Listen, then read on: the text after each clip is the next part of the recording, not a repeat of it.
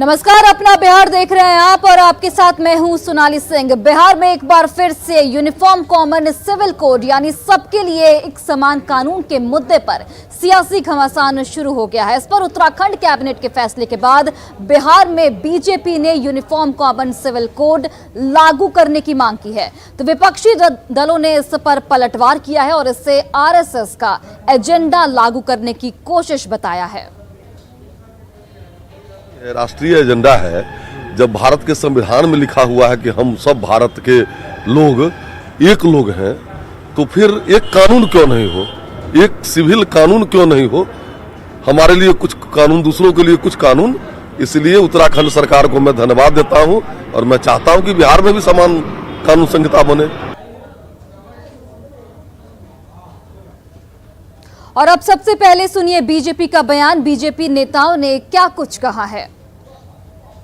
उत्तराखंड में बनी बीजेपी सरकार ने सरकार बनते ही पहले कैबिनेट में विवादित मुद्दों को पास किया। यूनिफॉर्म सिविल कोड को जिस तरह से उन्होंने लागू करने का पास किया है कैबिनेट से, ये बता रहा है कि बीजेपी सरकार में आकर के अपने नियम, कानून, संविधान को ताक पर रख करके वो आरएसएस का नियम और कानून, संविधान लागू करना चाहती है। ये कतई संभव नहीं है।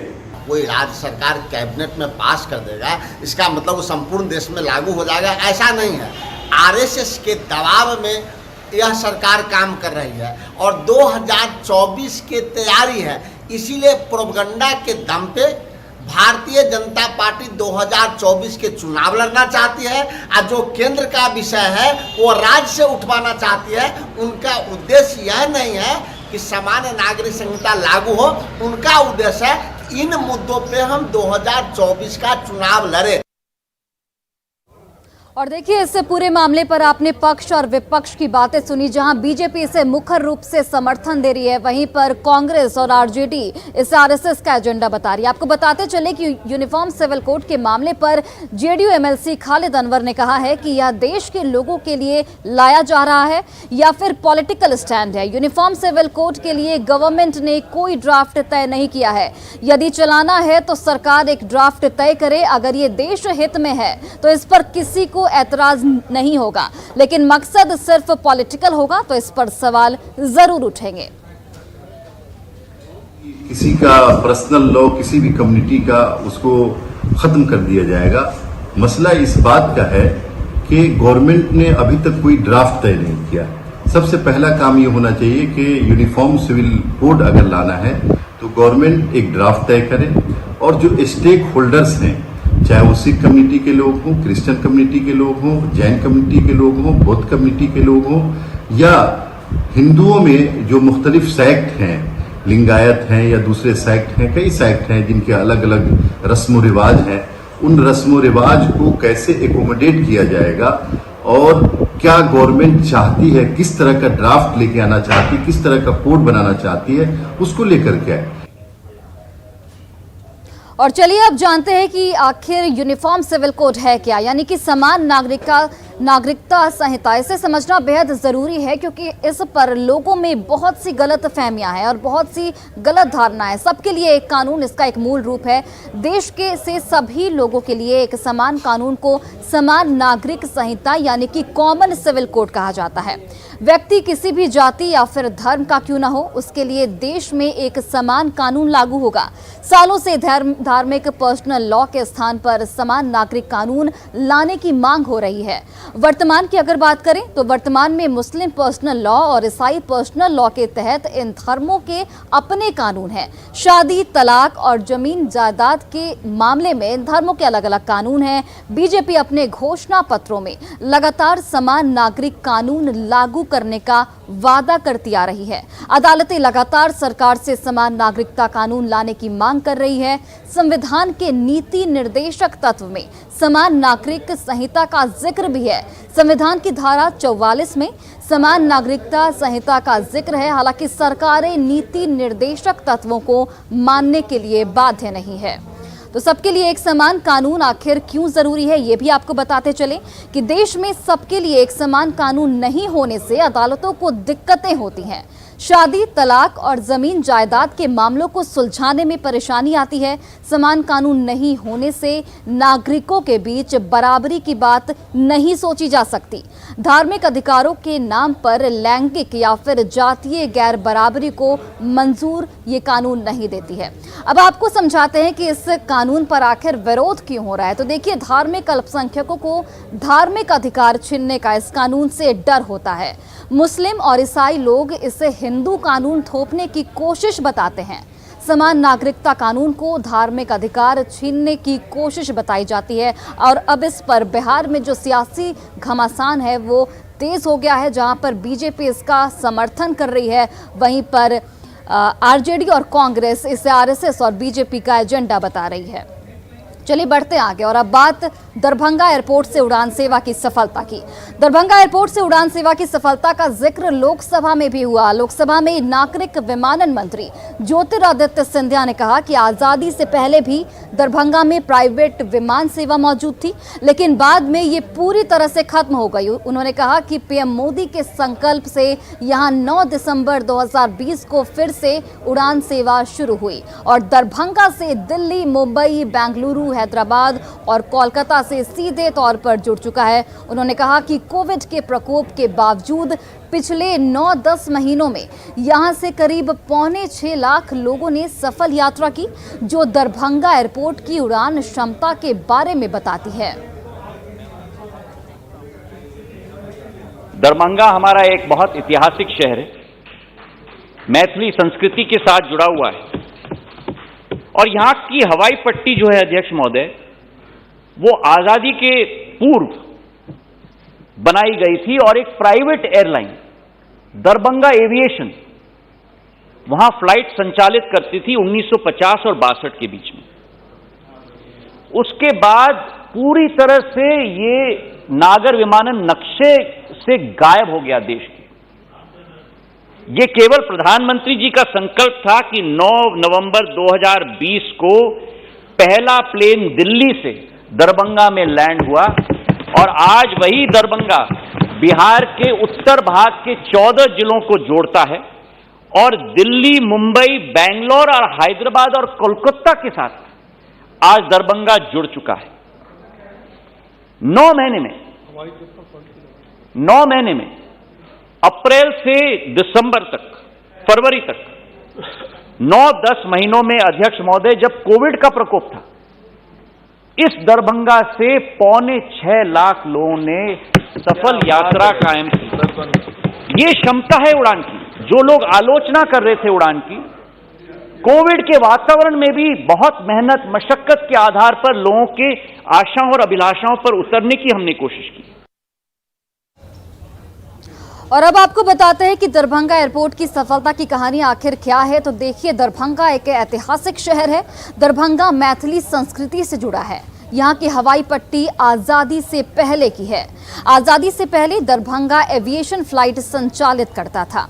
आपको बताते चले कि 1950 से 1962 के बीच में फ्लाइट संचालित होती थी। बाद में यह एविएशन पूरी तरह से गायब हो गया। पीएम मोदी के संकल्प से एक बार फिर से उड़ानें शुरू हुई हैं। 9 नवंबर 2020 को एक बार फिर से उड़ान सेवा शुरू हुई और पीएम मोदी की कोशिशों के बाद एक बार फिर से उड़ान सेवा जो है यहाँ पर शुरू हुई। पहला विमान दिल्ली से दरभंगा लैंड हुआ। दरभंगा उत्तर बिहार के 14 जिलों को जोड़ता है।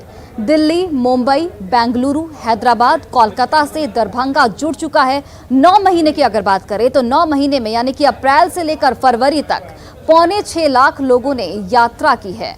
कोविड के प्रकोप के बावजूद बड़ी संख्या में लोगों ने इस एयरपोर्ट से यात्रा की और ये दरभंगा एयरपोर्ट की उड़ान की क्षमता को जाहिर करता है। और इसी को लेकर केंद्रीय मंत्री ज्योतिरादित्य सिंधिया ने इसे लेकर लोकसभा में इसकी चर्चा की और इसका जिक्र किया। और चलिए बढ़ते हैं, बेगूसराय से बड़ी खबर सामने आ रही है। मुखिया पति पर बदमाशों ने बम से हमला किया है। मुखिया पति रंजन सिंह इस हमले में हालांकि बाल बच गए हैं। एक मजदूर गंभीर रूप से घायल बताया जा रहा है। तो बेगूसराय से ये बड़ी खबर, जहां पर मुखिया पति पर हमला किया गया। हालांकि मुखिया पति रंजन सिंह यहां पर बाल बच गए हैं, लेकिन इस हमले में एक मजदूर गंभीर रूप से जख्मी बताया जा रहा है। मटिहानी थाना के खोरमपुर गाँव की ये पूरी घटना बताई जा रही है। तो ये बड़ी खबर बेगूसराय से, जहां पर मुखिया पति पर हमला किया गया। बदमाशों ने बम से ये हमला किया, लेकिन गनीमत रही कि इस हमले में मुखिया पति रंजन सिंह की जान बच गई, लेकिन एक मजदूर जो है वो गंभीर रूप से जख्मी हो गया है।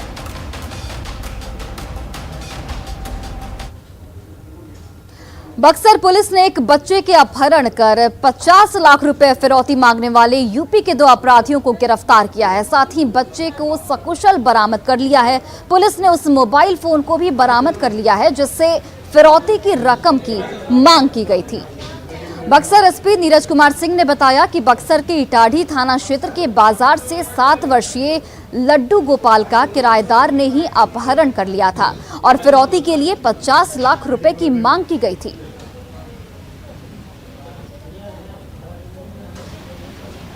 तो देखिए, किराएदार ने बच्चे का अपहरण किया था, 50 लाख रुपए की फिरौती की मांग भी की गई थी, लेकिन पुलिस ने तत्परता दिखाते हुए अपहरित बच्चे को बरामद भी कर लिया। साथ ही यूपी से 2 अपराधी को यहां पर गिरफ्तार किया गया है।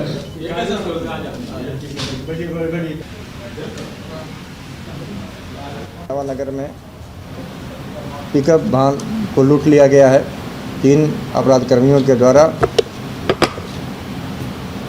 तो कुछ टीम मेंबर को हम लोगों ने इस घटना में जो लगे हुए थे कुछ बेदल में उसी समय तत्काल वहां पर भेजा गया। उस दिन इस संबंध में कुछ जानकारी हम लोगों को नहीं मिली, लेकिन पिकअप वाहन में जो सामान और भी कुछ सामान के अलावा और कुछ तकनीकी चीज़ छूटे थे उसका जो है अनुश्रवण किया गया।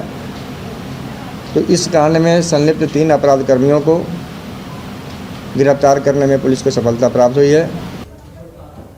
और दानापुर के बेटा में दबंगों का कहर देखने को मिला है। दबंगों ने एक महादलित के घर में घुसकर लखू राम नाम के एक शख्स को गोली मारकर हत्या कर दी। इतना ही नहीं, घर के सदस्यों की भी बेरहमी से पिटाई की गई है। हत्या के पीछे जमीनी विवाद बताया जा रहा है। मृतक के परिजनों ने गांव के रामजी सिंह, सुबोध और कुल्लू महतो समेत 6 लोगों पर हत्या का आरोप लगाया है। घटना के बाद से गांव में सन्नाटा पसरा है। पुलिस मामला दर्ज कर आरोपियों की तलाश में जुट गई है।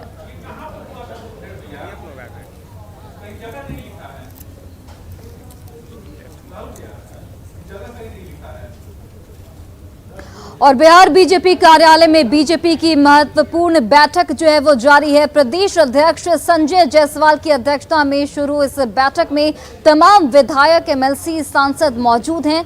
प्रदेश अध्यक्ष संजय जायसवाल ने बताया कि विधान परिषद चुनाव में सभी 24 सीटों पर एनडीए की जीत होगी।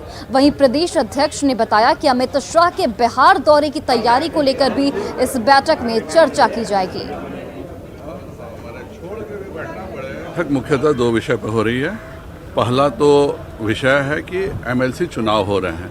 एनडीए गठबंधन सभी 24 सीटों पर जीते, यह हमारे विधायकों की जिम्मेवारी है और इसलिए कोई भी उनके क्षेत्र में जिस भी एनडीए गठबंधन के दल का प्रत्याशी खड़ा हो उसके लिए एक पूरी योजना बनाना है हम लोगों को। और उनको यह विधायकों की जिम्मेवारी है, भाजपा हो या जदयू हो या लोजपा हो, जो भी प्रत्याशी जहां से खड़ा है एनडीए गठबंधन का, उसको जिताने के लिए आज विस्तृत बैठक हो रही है।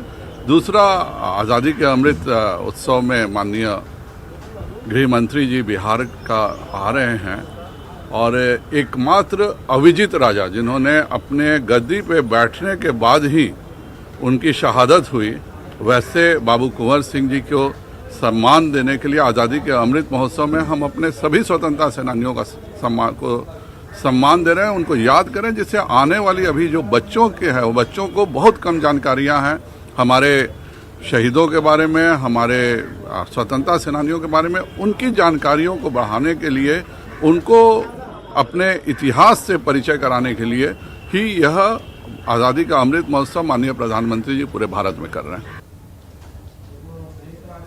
और अब बात करते हैं मुकेश सहनी की असहज सियासत की। बीजेपी से मिले जोरदार झटके के बाद आरजेडी ने भी मुकेश सहनी को सहारा देने से मना कर दिया है।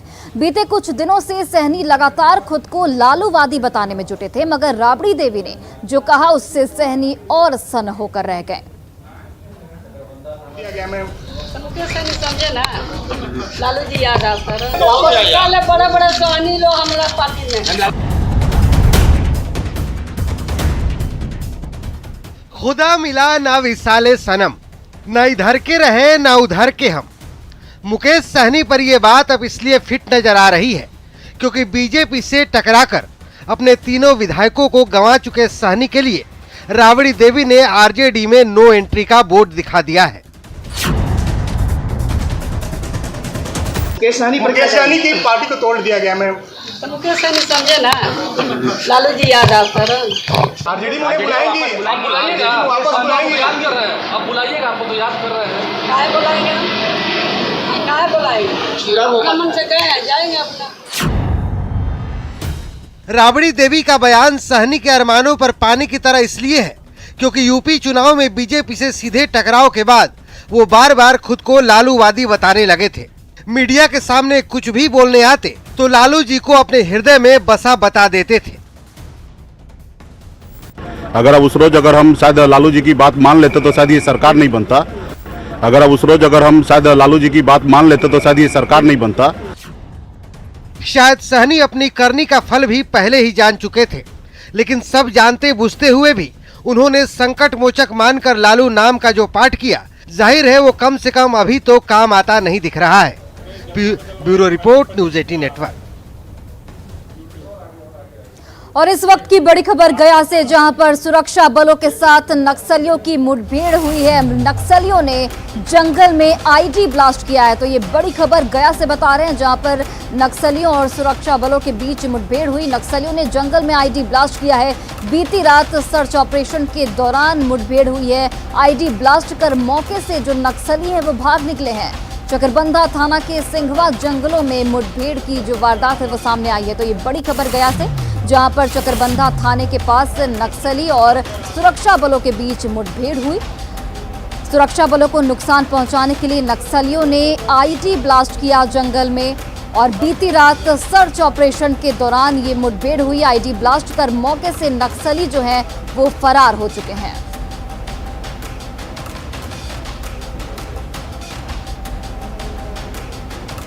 और गया से हमारे सहयोगी एलन लिली फोन लाइन पर जुड़ गए हैं। एलन, क्या कुछ जानकारी इस पूरे मामले को लेकर? क्या सर्च ऑपरेशन अभी भी जारी है और नक्सलियों की गिरफ्तारी के लिए क्या कुछ किया जा रहा है? देखिए, नक्सलियों के विरुद्ध लगातार जो सीआरपीएफ जो हमारे सुरक्षा बलों के जवान है वो लगातार जंगलों में सर्च अभियान चलाते रहते हैं। और इसी दौरान जो कल रात बीती रात जो है जो नक्सली जो हमारे सुरक्षा बल जो सर्च ऑपरेशन चला रहे थे, उसी दौरान जो नक्सली जो है उस सामने से आकर के तबातौर फायरिंग शुरू कर दिया और एक एक करके कई आईडी ब्लास्ट कर दिया है। हालांकि इस दौरान हमारे जो सुरक्षा बल है कई बाल बल बचे हैं। फिलहाल जो नक्सली जो है अंधेरा का फायदा उठा करके वो जंगलों की ओर भाग गए हैं। फिलहाल इस घटना के बाद जो सुरक्षा बल के जवान है वो लगातार सर्च ऑपरेशन चला रहे हैं और नक्सलियों के विरुद्ध उनकी गिरफ्तारी की जा रही है। फिलहाल जो अभी जो मामला जो है वो अभी मामला पूरी तरह से शांत हो गया है और जो सुबह होते ही जो हमारे सुरक्षा बल के जवान है वो नक्सलियों के विरुद्ध उसे धरपकड़ करने के लिए अभियान चला रही है। जी चलिए एलन लिली, बहुत बहुत धन्यवाद तमाम जानकारियों के लिए। पटना की जुठेली पंचायत स्थित उच्च माध्यमिक विद्यालय भवन के अभाव का दंश झेल रहा है। स्कूल में करीब 1600 छात्र हैं, लेकिन उनके बैठने के लिए मात्र 2 कमरे मौजूद हैं। क्लास 2 शिफ्ट में संचालित होता है। एक बेंच पर 4-4 बच्चे बैठकर पढ़ाई करने को यहाँ पर मजबूर हैं। यही नहीं, मध्याह्न भोजन का अनाज क्लासरूम में ही रखा गया है। स्कूल में किचन की भी व्यवस्था नहीं है, जिससे मध्याह्न भोजन भी बंद है। स्कूल की ओर से इन समस्याओं से शिक्षा विभाग को अवगत भी कराया गया है, बावजूद इसके अब तक कोई कार्रवाई नहीं की गई है। चल रहा है 2 शिफ्ट में चल रहा है, 1 से 5 मॉर्निंग में चल रहा है और 6 to 10 डे में चल रहा है। जो हम लोग को चलाने में बहुत कठिनाई है, न ही बेंच उतना उपलब्ध है, न ही 2 रूम है, उसी में हम लोग को चलाना पड़ रहा है। बहुत सारे साधन होना चाहिए, वो चीज़ नहीं है। न खेल का मैदान है, यहाँ खाना बनाने के लिए न किचन है, कुछ यहाँ व्यवस्था नहीं है। लेकिन किसी तरह हम लोग को सरकार के निर्देशानुसार चलाया जा रहा है। और हम सबको इतना यहाँ पे खेलने का भी जगह नहीं है, यहाँ पे प्रार्थना करने के लिए भी नहीं है सर। और यहाँ पे बिजली के भी बहुत कमी है। यहाँ स्कूल है ना, जो कहीं फील्ड जगह पे बनना चाहिए, जो यहाँ पे सड़क के पास में बना हुआ है। रूम की व्यवस्था क्लास तो एकदम नहीं है, 3 से 4 है, उसमें से ऑफिस भी है, उसमें 2 रूम है, तो बच्चे बेंच लगा लगा कर पढ़ते रहते हैं सर। खाना बनाने का जो हम लोग को सुविधा थी दीदी सबको, वो भी नहीं है, वहाँ पे बेंच लगा कर पढ़ाया जाता है बच्चों को। और फिलहाल इस बुलेटिन में बस इतना ही। आप देखते रहिए न्यूज़ 18 बिहार झारखंड।